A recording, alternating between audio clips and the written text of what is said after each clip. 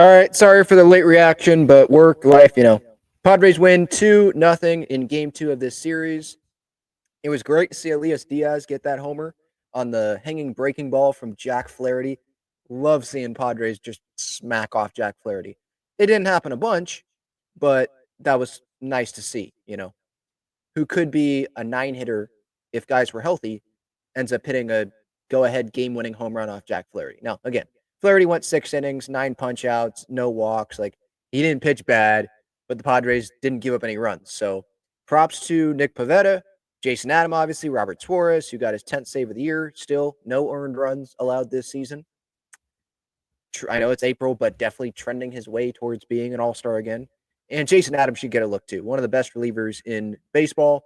Shout out Mason McCoy for his defense in the 9th inning, and then that catch he made on the tarp in the 8th inning. Just, I don't know if you guys heard this, you probably have, but the saying about how it takes more than 26 men to win the World Series, to make the postseason, to be a successful team, whatever phrase you want to use.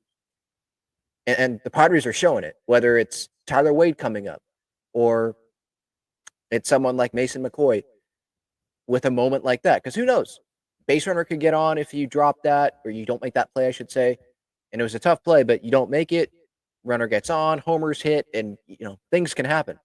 So making those big plays, whether it's him or I'm sure Campy will come up at some point. Maybe he impacts the team.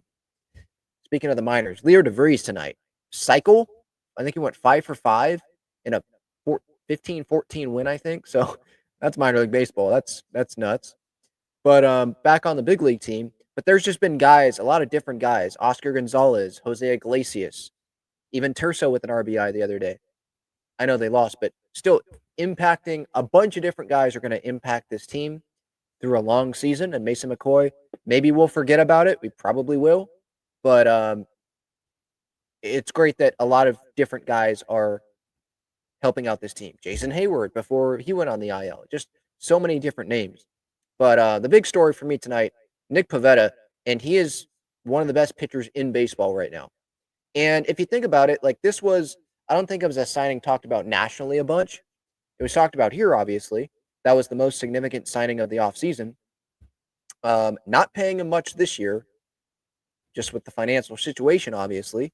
And then it's going to be happening next year and the years after that on, I believe, this 4-year deal that he's under worth over $40 million. But the Padres, they got someone that has a history, a long track record of giving innings and not spending a ton of time hurt.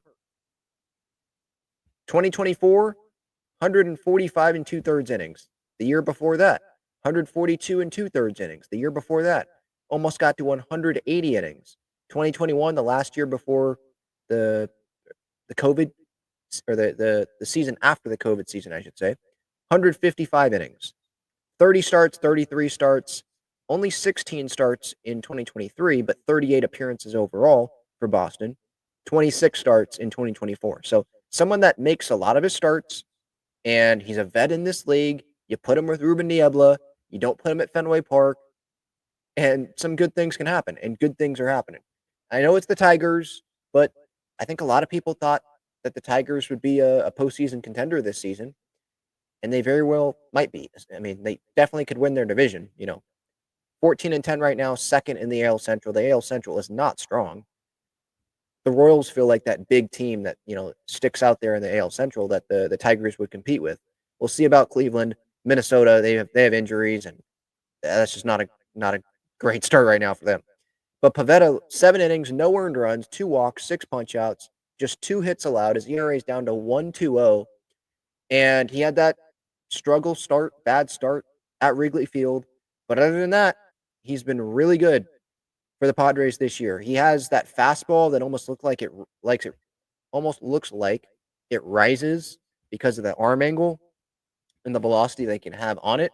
And then he's got the nasty, I think it was a sweeper that he was throwing a little bit today. If not, it was just a curveball. But whatever it was, nasty. First outing of the year, 7 innings, no runs. Then the 3 innings, 3 earned runs. But after that, Colorado, 7 innings, no runs, 6 innings, 1 run.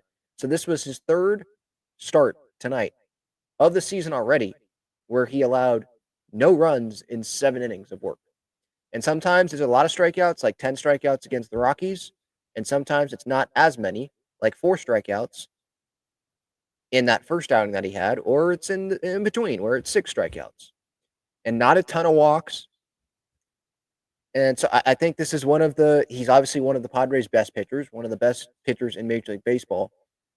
But I think this is another one of those where not the sexiest signing. It's not a huge name it's a name, but it's not Corbin Burns, right? It's not someone like that. Max Fried, guys that we knew the Padres weren't going to get in the offseason.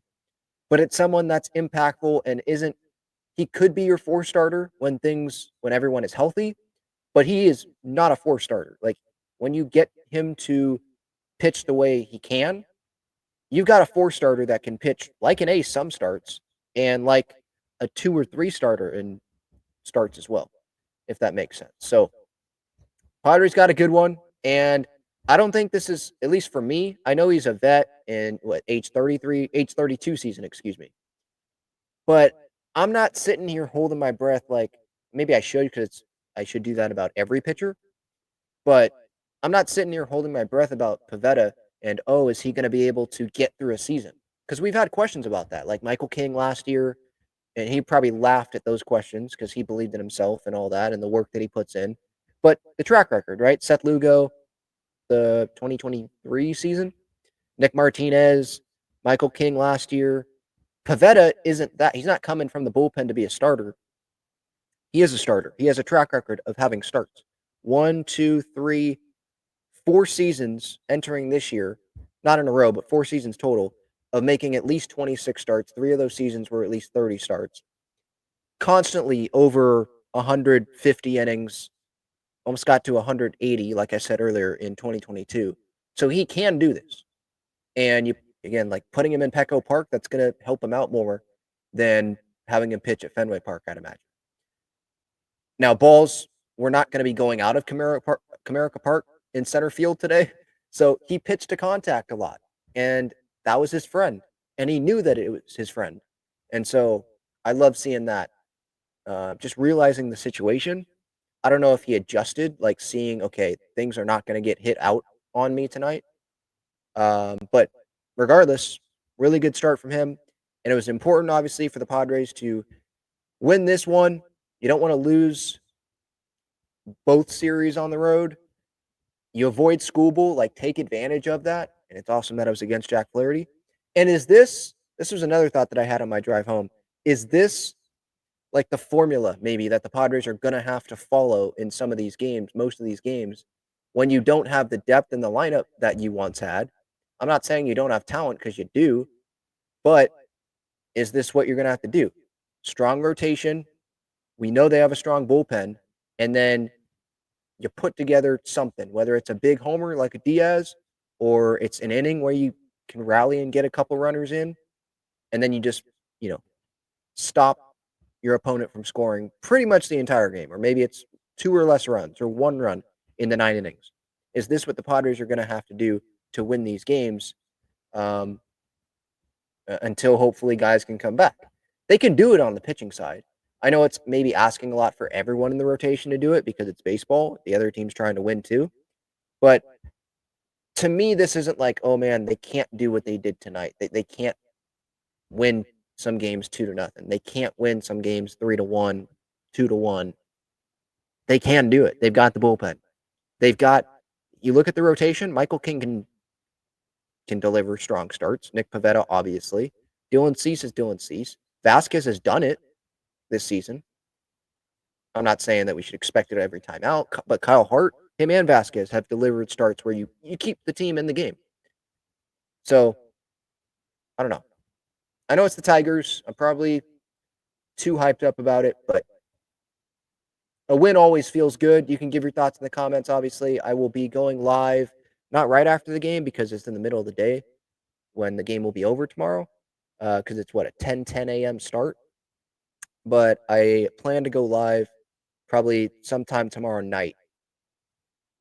8, 9 o'clock, maybe, something like that. We'll see.